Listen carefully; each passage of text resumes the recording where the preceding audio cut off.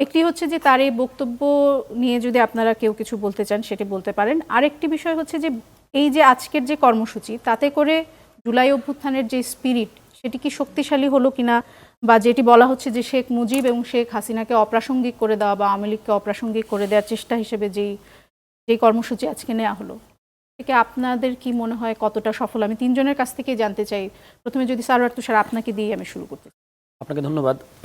শেখ হাসিনার ব্যাপারে যেটা বললেন সেটা আমি তার বক্তব্য শুনি নাই এবং আমার শোনার দরকার নাই, কিন্তু আপনি যেটা বলেছেন সেখান থেকে আমি ধারণা করতে পারি যে তিনি কি কি বলেছেন, কারণ এই ধরনের কথা তো আমরা তার কাছ থেকে নতুন শুনছি না। যেটা বিষয় সেটা হচ্ছে যে শেখ হাসিনার মধ্যে বা আওয়ামী লীগের মধ্যে কোনো রিমর্স নাই, কোনো ধরনের অনুশোচনা নাই এবং থাকার কোনো কারণ নাই। কারণ আওয়ামী লীগকে আমরা একটা সাধারণ কোনো রাজনৈতিক দল হিসেবে দেখলে হবে না। আওয়ামী লীগ একটা ফ্যাসিবাদী রাজনৈতিক দল এবং এর সাথে আপনি হিন্দুত্ববাদী বিজেপি এবং জায়নবাদী ইসরায়েলি যে জায়নবাদী শক্তি তার তুলনা করতে পারেন।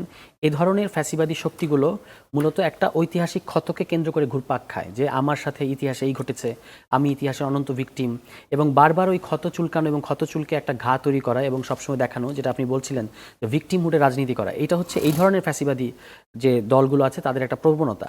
এবং সেই প্রবণতা থেকে শেখ হাসিনা কিংবা আওয়ামী লীগ খুব সহসা বেরোতে পারবে এরকম মনে হচ্ছে না। আমার একটা অনুমান ছিল যেটা ভুল প্রমাণিত হয়েছে। আমি ভেবেছিলাম যে শেখ পরিবার যেমন তেমনই থাকবে, কিন্তু আওয়ামী লীগের একটা অংশ অন্তত তারা বেরিয়ে এসে বলবে যে আমরা এই দলের এই সমস্ত দায় আমরা নেব না এবং আমরা শেখ হাসিনাকে আর আমাদের দলের প্রধান মানি না, আমরা হয় শেখ হাসিনা থাকবেন অথবা আমরা থাকবো, কিছু একটা তারা বলবেন। বা বলবেন যে এই কাজগুলো বাংলাদেশের সাথে যে মানুষের সাথে যে গণহত্যাটা হয়েছে এটা কোনোভাবেই মানে অ্যাকসেপ্ট করা যায় না এবং শেখ হাসিনার এর জন্য শাস্তি হতে হবে, এরকম কিছু একটা তারা বলবেন, কিন্তু তারা বলেন নাই।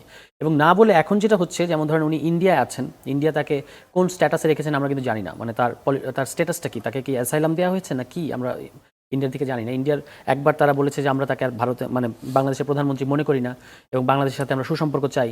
কিন্তু সুসম্পর্ক চাইলে আপনি যখন এগুলো করতে দেবেন তখন তো সুসম্পর্ক হবে না। কারণ এখানে আপনার উচিত ছিল, ইন্ডিয়ার উচিত ছিল যে হয় বাংলাদেশের কাছে হস্তান্তর করবে, তার বিচার হবে বাংলাদেশে, অথবা তাকে আন্তর্জাতিক আদালতে তোলার ক্ষেত্রে আমাদেরকে হেল্প করা। তার কোনোটাই ইন্ডিয়ার গভর্নমেন্টের পক্ষ থেকে আমরা দেখি নাই। উল্টা এই যে এই ধরনের কাজ যখন হচ্ছে তখন প্রতিক্রিয়া আকারে এই ঘটনাগুলো ঘটছে, যেটার কথা আপনি একটু আগে বলছিলেন বা আমরা যেটা একটু আগে লাইভে দেখলাম।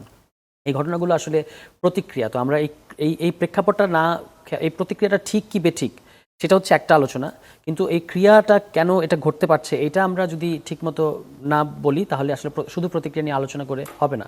এখানে আমি বলবো যে এই ধরনের এখন যে এটা কর্মসূচিটা চলছে, আমি জানি না যে ওখানে বুলডোজার ব্যবহৃত হয়েছে কিনা।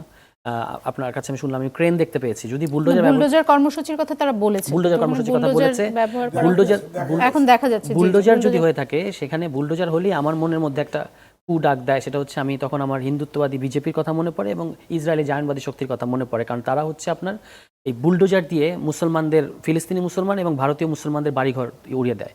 তো আমাদের খেয়াল রাখতে হবে যে আমরা এই ধরনের কর্মসূচি দিয়ে আসলে আওয়ামী লীগকে ডিল করতে পারবো কিনা।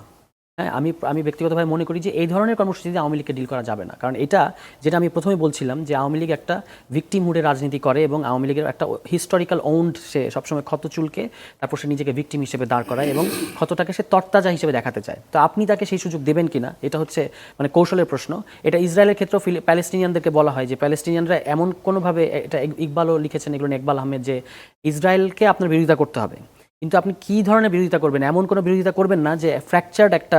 আমাদের কাজটা আসলে আওয়ামী লীগের মধ্যে ফাটল ধরানো, আওয়ামী লীগের মধ্যে রিমোটস তৈরি করা, আওয়ামী লীগকে বারবার এটা বলা যে আপনারা গণহত্যাকারী দল এবং আপনারা বাংলাদেশের জনগণের সাথে এই করেছেন, এবং এর করে আওয়ামী লীগের একটা অংশ যেন বেরিয়ে আসতে পারে এখান থেকে, তাদেরকে সেই সুযোগ করে দেয়া। কিন্তু যদি আওয়ামী লীগের মধ্যে আমরা ভিকটিমহুড তৈরি করার ক্ষেত্রে হেল্প করি, আমাদের কোনো আমরা in the name of reaction বা আওয়ামী লীগের বিরোধিতা করতে গিয়ে আমরা যদি এমন কোনো কর্মসূচি নেই যেটা হচ্ছে আসলে আওয়ামী লীগকে আরও শক্তিশালী করে, এবং তার মধ্যকার যে ভেতরে কিন্তু আমরা জানি না, ভেতরে কিন্তু অসন্তোষ আছে এখনো, তো সেই অসন্তোষটা যেন আবার মিটে না যায় এবং মিটে গিয়ে তারা আবার একটা শক্তিশালী অবস্থান না নেয়, সেইটা আমাদের খেয়াল রাখতে হবে।